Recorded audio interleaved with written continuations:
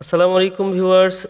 রানা টেলিকমের পক্ষ থেকে আমি রানা আবারও হাজির হয়ে গেলাম আপনাদের সামনে ছোট্ট একটি কাজ নিয়ে। এটি হচ্ছে Poco X3 pro dead repair. আপনারা অনেক দেখেছেন হয়তো, কিন্তু নতুন কিছু কথা বলবো আজকের এই ভিডিওতে।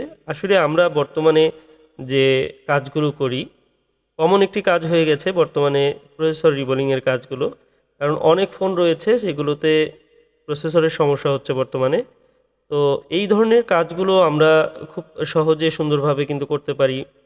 মূলত এই ফোনগুলো সাকসেসফুল হওয়ার মতো একটি ফোন, ডেড ফোনগুলো অথবা যেগুলো ক্যামেরা প্রবলেম, সাউন্ড প্রবলেম, এ ধরনের অনেক সমস্যা থাকে অনেক ফোনে।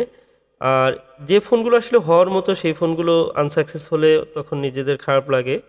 অনেক টেকনিশিয়ান ভাইরা এই কাজগুলো সাকসেসফুলি সুন্দরভাবে করছেন। অনেকে নতুন নতুন করেও কাজগুলো প্র্যাকটিস করে ভালোভাবে করছেন, অনেকে জানান। তো সবার জন্য শুভকামনা থাকবে। আসলে এই কাজগুলো আমরা যখন করি, প্রথমত আমাদের এই প্রসেসরের কাজের সময় গ্লু কাট করতে হয়। গ্লু কাট করার সময় আপনারা টেম্পারেচার 200 ডিগ্রি রাখতে পারেন, 200, 220 এ ধরনের টেম্পারেচার রাখতে পারেন। এক কথায় আপনার গ্লু কাট হওয়ার জন্য যতটুকু টেম্পারেচার প্রয়োজন ততটুকুই রাখবেন। এবং আশেপাশে যে ক্যাপাসিটর রেজিস্টর থাকে সেগুলো যেন মেল্ট না হয়ে যায়, মানে গ্লু কাট করার সময় সেগুলো যেন উঠে না যায়, এতটুক টেম্পারেচার আপনি রাখবেন। দ্বিতীয় হচ্ছে ইয়ারটা আপনি 50% আপ রাখতে পারেন, 70। আপনার 50% এ কারণে বললাম, এক এক হট গানে এক এক ধরনের টেম্পারেচার বা ইয়ারের সিস্টেম থাকে, ভলিউম নব থাকে।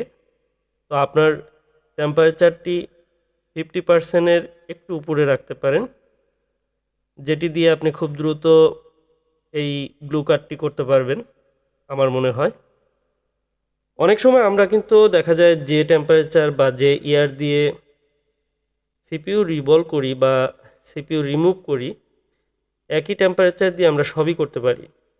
এখানে কৌশল রয়েছে বিভিন্ন ধরনের। যে টুলসগুলো আমরা ইউজ করি এগুলোর কৌশল রয়েছে। তো প্রাথমিকভাবে আপনারা যেন ঝুঁকি না নিতে চান তাহলে এইভাবে কাজগুলো করবেন। এবং আইসিটি আপনার রিমুভ করার জন্য, র্যাম এবং সিপিইউ রিমুভ করার জন্য 380 এবং এয়ার রাখবেন 50 থেকে 55 রাখতে পারেন। এ ধরনের এয়ার রেখে আপনি কিন্তু আইসিগুলো রিমুভ করতে পারবেন এবং খুব সুন্দরভাবে আইসিগুলো দেখুন রিমুভ হয়ে যায়। তো এখানে কাজের কৌশল রয়েছে। অনেকেই প্রশ্ন করেন যে আপনি কি এসএমডি ইউজ করেন, আপনি কি হটগান ইউজ করেন, শোল্ডারিং আয়রন ইউজ করেন। এখানে আমি বলবো যে শোল্ডারিং আয়রন হচ্ছে সুগনের ইউজ করি। এটি খুবই গুরুত্বপূর্ণ একটি বিষয় যে শোল্ডারিং আয়রনটি অবশ্যই আপনাকে ভালো ইউজ করতে হবে। এবং কি T12 যে শোল্ডারিং আয়রনগুলো সেগুলোও ভালো, তবে অবশ্যই শোল্ডারিং আয়রনের যে টিপস আপনি ইউজ করবেন সেটি অবশ্যই ভালো থাকতে হবে। দ্বিতীয় হচ্ছে যে হট এয়ার গান বা হট এয়ার ব্লোয়ার যেটাই বলি না কেন, এসএমডি, এগুলো একটু ভালো কোম্পানি ইউজ করতে পারেন। আপনি কুইকের মেশিনগুলো খুবই ভালো, এটি ইউজ করতে পারেন। এছাড়াও বিভিন্ন ব্র্যান্ডের রয়েছে, অ্যাটেন রয়েছে এবং সুগন রয়েছে, এগুলোও ভালো। তো সেক্ষেত্রে আপনি এসএমডি হচ্ছে জাস্ট একটি মাধ্যম, আপনার টেকনিকটি মূলত আমার হাতে।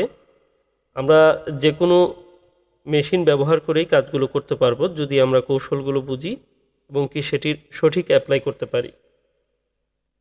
এবং কি আপনার যে হট এয়ার গান থাকে সেটিতে কত লিটার পার মিনিটে আপনি এয়ার ফ্লো করে সেই বিষয়টি আপনার জানা থাকা দরকার। আর সেভাবে আপনি এয়ার ফ্লোটি কম বেশি করে ইউজ করতে পারেন, কারণ সব ধরনের হট এয়ার গানে কিন্তু আপনার একই ধরনের এয়ার ফ্লো হয় না। তো আপনাকে লক্ষ্য করতে হবে, আমি মূলত কুইক 2008D+ ইউজ করি। এর আগে 2008 ইউজ করতাম এবং আরও অন্যান্য মেশিনগুলো আমার রয়েছে। আমার একটি শর্ট ভিডিওতে আমি আপনাদের দেখিয়েছি। একসময় সুগন ইউজ করতাম। তো সবগুলো ইউজ করেছি, পারফরমেন্স কিন্তু সবগুলোই ভালো পেয়েছি। তো যখন যেটা ইউজ করি না কেন কাজের যে সৌন্দর্য সেটি ফুটিয়ে তোলার চেষ্টা করতে হয় নিজের মাধ্যমে। দেখুন আমি খুব সুন্দরভাবে ক্লিন করে আমি কিন্তু আইসিটি রিভলভ করে নিয়েছি। তো আমরা আইসি রিভলিংয়ের জন্য একটু কম এয়ার, কম টেম্পারেচার দিয়ে আমরা রিবোলিং করব, তাহলে বলগুলো সুন্দর হবে। আর আইসি ইনস্টল করার সময় যদি সোল্ডারিং রিবোলিং পেস্ট যেটি রয়েছে সেটি আপনি একটু হাই টেম্পারেচার ইউজ করেন, যেমন 199 ডিগ্রি আমি বর্তমানে ইউজ করছি, এটির জন্য একটু টেম্পারেচার হাই দিয়ে আমার আইসিটি ইনস্টল করতে হয়। আর যদি আপনি একটু লো টেম্পারেচারের রিবোলিং পেস্ট ইউজ করেন সেক্ষেত্রে আপনাকে একটু লো টেম্পারেচার দিয়ে আপনি আইসিটি ইনস্টল করতে পারবেন। তবে সেক্ষেত্রে আইসি ইনস্টল করার সময় আসলে সেরকম কোনো টেকনিক নেই। জাস্ট একটি বিষয় খেয়াল রাখতে হবে যে আপনার আইসিটির বলগুলো ঠিকঠাক মতো কানেক্ট হয়েছে কিনা মাদারবোর্ডের সঙ্গে। আর এটি বোঝার জন্য আপনি হালকা একটু শ্যাকিং করতে পারেন, এবং যে ফ্লাক্স পেস্ট বা যে পেস্টগুলো ব্যবহার করি সেগুলো সাইড থেকে বেরিয়ে আসবে, তখন আপনি বুঝতে পারবেন যে আইসির বলগুলো হয়তো সম্পূর্ণভাবে মেল্ট হয়েছে। তো এই ট্রিক্সগুলো আপনারা অবশ্যই খেয়াল করে কাজ করলে আশা করি প্রত্যেকটি ফোনই সাকসেস হবে। তো আসলে এই কাজগুলো হওয়ার মতো, বারবার একই কথা বলি যে আসলে হওয়ার মতো কাজ, যেহেতু আমি অসংখ্য সিপিইউ রিবোলিংয়ের কাজ করেছি, এখনও অনেকেই আমার কাছে ফোন পাঠাতে চান।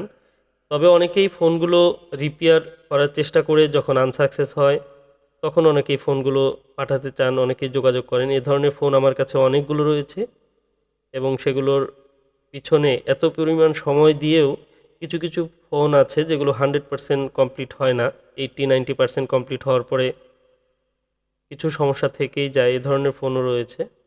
তো এই ফোনগুলো আসলে রিপেয়ার করা থেকে বিরত থাকার কথা বারবার আমি আপনাদের বলি, এবং সে কারণেই বলি যে আপনারা এই বিষয়গুলো চিন্তা করে আগে থেকেই যোগাযোগ করে ফোনগুলো পাঠাতে পারেন। কিন্তু কাজ করে না হওয়ার পর সেই ফোনগুলো নিয়ে আর যোগাযোগ করার প্রয়োজন নেই। আমি মনে করি যারা ট্রাই করবে অবশ্যই বেটার একটি ট্রাই তারা করবে। আর এরপরেও যদি না হয় আপনি ওখানেই অন্য কোনো টেকনিশিয়ান ভাইকে দেখাতে পারেন, তাহলে একটি ধারণা পাবেন। যা হোক, আমার এই ফোনটি রিপেয়ার আজকে কমপ্লিট। আর ভিডিওটি ছোট্ট ছিল, আশা করি আপনাদের জন্য অনেক হেল্প হয়েছে যে তথ্যগুলো আমি দিয়েছি। আসলে কাজের ব্যস্ততা অনেক বেশি, আর আমি আজকে টাঙ্গাইলের বাইরে যাচ্ছি, আমি হয়তো 2 দিন পরে ফিরবো। তো আমার জন্য দোয়া করবেন, আর হুট করে আবার কেউ না বলে কালকে চলে আসবেন না, এই বিষয়টি রিকোয়েস্ট থাকবে। তো সবাই আমার জন্য দোয়া করবেন যেন সুন্দর সুন্দর কাজ আপনাদের সামনে নিয়ে আসতে পারি। আর যে সমস্ত তথ্যগুলো আপনারা জানতে চান, খুব বেশি ইম্পর্টেন্ট তথ্য থাকলে হোয়াটসঅ্যাপে যোগাযোগ করবেন। আজকের মতো এ পর্যন্তই। আসসালামু আলাইকুম রহমতুল্লাহ।